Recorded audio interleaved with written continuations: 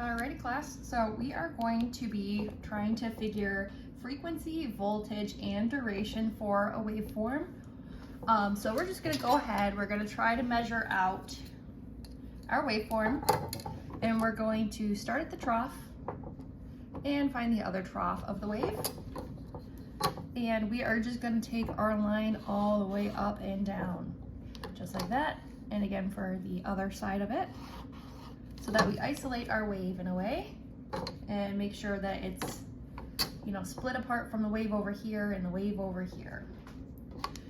And then we're going to take the trough and go straight across the bottom. And again, you want to go at the lowest point, even though, say, this one was a little bit higher up, you want to go with the lowest, absolute lowest point. Then also we're going to go to the top at the crest and go straight across. Oh, sorry. All right, straight across from there. So I'm just going to make up some numbers rather than measuring this on out, because this is a little bit larger scale than an example you would use on your own.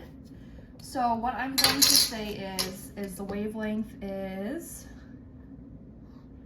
about 6 millimeters. That's pretty average for an example you would use. And then the amplitude of the wave, I'm gonna make 7 millimeters. Okay? So let's say the wavelength is 6 millimeters, the amplitude 7 millimeters. I'm going to just jot those numbers down to the side. Wavelength equals 6 millimeters and amplitude equals 7 millimeters. Now, I'm just gonna go with a basic chart speed, what most chart speeds would be. And I'm going to go, or paper speed, interchangeably using the term. Paper speed would be 30 millimeters a second. And we're gonna say that the sensitivity is at a basic default of 7 microvolts. So I'm just gonna put sensitivity equals 7 microvolts. All right, so we got those numbers all made up. We're gonna start with frequency first. So to find frequency, it's paper speed divided by wave length. And then you would take our paper speed, which is 30, and then you would divide it by the wavelength, which is 6. So 30 divided by 6 equals 5. So we always do frequency in hertz. So this would be 5 hertz as the answer. All right, so that is the frequency. We're gonna go ahead and we're gonna do the voltage as an example. So voltage is sensitivity times amplitude.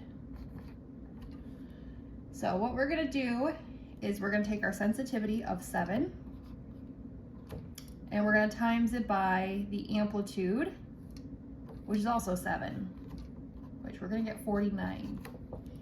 And when you do voltage, you always want to make sure it's in microvolts. So our answer here would be 49 microvolts. Now to find duration, this is where it got a little tricky. I made another review video of it in this course. You can always go back and review it, but I will go over an example right now. Duration is the wavelength, I'm just gonna abbreviate it as WL, divided by paper speed. And then you times it by 1,000. All right, so in this case, for duration, we have our wavelength of 6, and we're gonna divide it by our paper speed of 30. So there, we're gonna get 0.2. No need to round or anything, it's just 0.2. And then we're going to multiply that by 1,000. So 0.2 times 1,000 equals 200. So our answer here is 200, and we're gonna figure that in seconds. All right. So we got our milliseconds, we got our microvolts and hertz. So you want to make sure you include each unit that they are figured in. And so I will erase this and I will give a few more examples with some more numbers in just 1 second. All right, so we're gonna try another example. I just kept the little wave shape we used on the last one.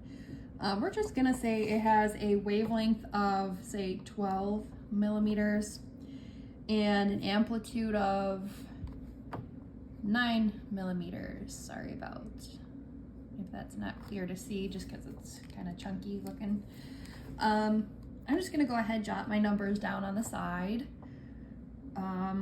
Wavelength equals 12 millimeters. Amplitude is 9 millimeters. We're gonna go ahead and say that the paper speed is 30 millimeters per second. And our sensitivity is going to be, let's throw in a different number and say it's 20 microvolts. 20 microvolts. Okay, so to find frequency, what we are going to do is the paper speed divided by the wavelength. So our paper speed is 30 and our wavelength is 12. So 30 divided by 12 would be 2.5. And again, frequency is always factored in hertz. So our final answer is 2.5 hertz is the frequency. All right, so moving on, we're gonna do voltage. All right, so again, voltage is sensitivity times amplitude. So what we're gonna do is we're gonna take our sensitivity of 20 microvolts and multiply it by our amplitude of 9. What we're gonna get is 180.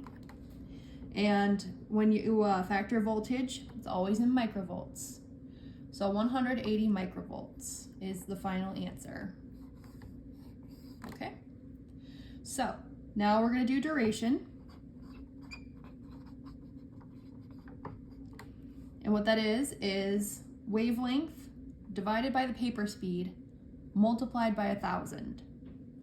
So what we're gonna do is we are gonna take our wavelength divided by our paper speed, and what we're gonna get there is 0.4. And then we're gonna multiply that by 1,000. So 0.4 times 1,000 would equal 400, and we always factor it in milliseconds. All right. So we have a duration of 400 milliseconds. We have a voltage of 180 microvolts, and our frequency is 2.5 hertz.